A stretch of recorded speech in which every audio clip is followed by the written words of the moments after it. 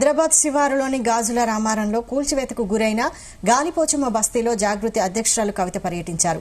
అక్కడి బాధితులను కవిత పరామర్శించారు. బతుకమ్మ పండుగ పూట పేదల ఇల్లు కూల్చి వారిని రోడ్డున పడేస్తుందని ఆవేదన వ్యక్తం చేశారు కవిత. రేవంత్ రెడ్డి ప్రభుత్వ తీరుపై తీవ్రంగా మండిపడ్డారు. హైడ్రా కోర్టు ఆదేశాలకు వ్యతిరేకంగా వ్యవహరిస్తోందన్నారు. శని ఆదివారాల్లో ప్రజల జోలికి వెళ్లవద్దని స్పష్టంగా చెప్పినా హైడ్రా పట్టించుకోవడం లేదన్నారు.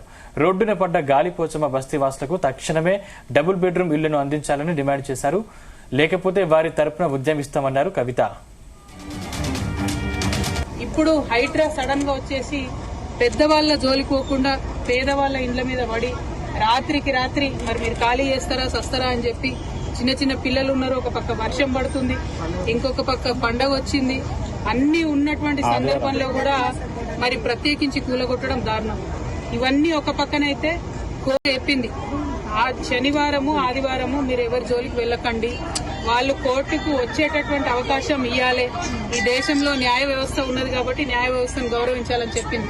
అయినా సరే ఈ ప్రభుత్వం దాన్ని విస్మరించి నిన్న ఆదివారం పూట వచ్చి ఇక్కడ బస్తీలో ఇల్లు కూలగొట్టడం అంటే మామూలు విషయం కాదు, చాలా దారుణమైన విషయం. అసలు చాలా పేదవాళ్లు, ఎందుకు చాతగాని వాళ్ళు ఉన్నటువంటి వాళ్ళని కూడా, ముసలి వాళ్ళని కూడా రోడ్డు మీద గుంజేసి మొత్తం కూలగొట్టినటువంటి పరిస్థితి చూస్తా ఉన్నాం. ఇక్కడ ఉండేటటువంటి పేదలు ఎక్కువ మంది లేరు, 150-200 కుటుంబాలు కూడా లేవు.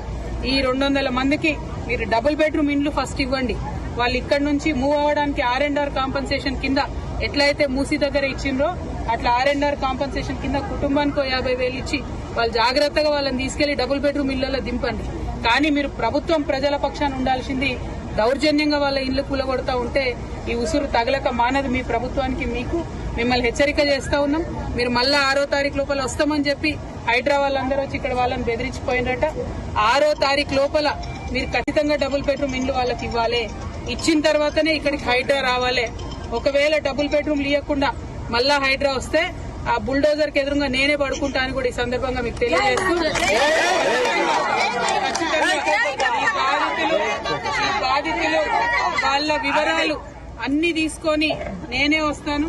హైడ్రాకి రమ్మంటారా, ఎక్కడికి రమ్మంటారు, ఎట్లా రమ్మంటారు అనేది మీరు చెప్పండి.